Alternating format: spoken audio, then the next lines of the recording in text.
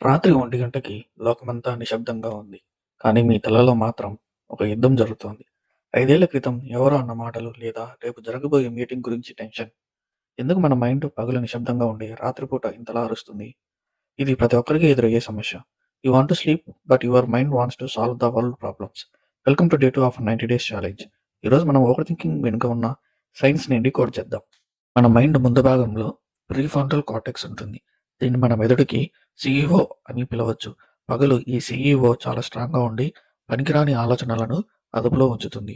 కానీ రాత్రి అయ్యేసరికి ఈ సీఈఓ అలసిపోతాడు. దీన్ని కాగ్నిటివ్ ఫ్యాటిగ్యూ అంటారు. రక్షకుడు నిద్రపోతే దొంగలు ఇంట్లోకి ఎలా వస్తారో మన లాజిక్ తగ్గినప్పుడు నెగెటివ్ ఆలోచనలు కూడా లోపలికి వస్తాయి. అందుకే రాత్రిపూట ఉన్న సమస్య కూడా ఒక పెద్ద విపత్తులా కనిపిస్తుంది. పగలు మన చుట్టూ చాలా డిస్ట్రాక్షన్స్ ఉంటాయి. Traffic, phone calls, office work వీటన్నిటి వల్ల మన లోపలి శబ్దం బయటికి రాదు. కానీ రాత్రంతా నిశ్శబ్దంగా ఉండి మన మైండ్‌కి బయట నుండి ఎలాంటి డేటా అందదు. మెదడు ఖాళీగా ఉండలేదు. బయట శబ్దం లేకపోతే అది లోపల ఉన్న పాత జ్ఞాపకాలను, భయాలను తవ్వితీస్తుంది. When the world goes quiet, your internal dialogue becomes deafening. పరిణామ క్రమంలో రాత్రి అంటే మన పూర్వీకులకు ప్రమాదకరమైన సమయం. చీకట్లో క్రూరమృగాలు దాడి చేస్తాయేమో అని మన మైండ్‌కి ఎప్పుడు అతి జాగ్రత్తగా ఉండటం నేర్చుకుంది. ఇప్పుడు మనకు పులుల భయం లేదు కానీ మన మైండ్‌కి ఆ భయాన్ని కెరీర్ స్ట్రెస్ లేదా డబ్బుల ఇబ్బందులు మీదకి మళ్లిస్తుంది.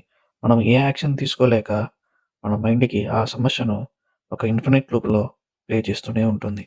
మీ మైండ్ ఒక ల్యాప్‌టాప్ లాంటిదనుకోండి. మీరు పూర్తి చేయని పనులు, చెప్పాలనుకుని చెప్పలేని మాటలన్నీ ఓపెన్ ట్యాబ్స్ లాగా మీ మెమొరీని తినేస్తాయి. దీన్ని సైకాలజీలో జెగ్రోనిక్ ఎఫెక్ట్ అంటారు. వీటిని క్లోజ్ చేయాలంటే బ్రెయిన్ డంప్ చేయాలి. అంటే ఒక పేపర్ మీద మీరు మీ ఆలోచనలన్నీ రాసేయండి. దీని గురించి రేపు ఉదయం 10 గంటలకు ఆలోచిస్తాను అని మీ మైండ్‌కి ఒక డెడ్‌లైన్ ఇవ్వండి. Giving your mind permission to rest is a skill. వచ్చే ఓవర్ థింకింగ్ మీ బలహీనత కాదు. అది మీ మైండ్ మిమ్మల్ని కాపాడటానికి చేసే ప్రయత్నం మాత్రమే. Day 2 successfully completed. మీరు మీ ఆలోచనల కంటే చాలా గొప్పవారు. అయితే అసలు ఏ సమస్య లేనప్పుడు కూడా మన మైండ్ కొత్త సమస్యలను ఎందుకు తీసుకువస్తుంది? ఆ రూట్ కాజ్ గురించి నేను డే 1 వీడియోలో క్లియర్‌గా ఎక్స్‌ప్లెయిన్ చేశాను. మీరు గనుక ఆ వీడియో చూడకపోతే ఈ 90 డేస్ జర్నీలో చాలా మిస్ అవుతున్నట్లే. వెంటనే వెళ్లి డే 1 వీడియో చూడండి. Be consistent, stay disciplined. రేపు డే 3లో మళ్ళీ కలుద్దాం. అంతా మన మంచికే.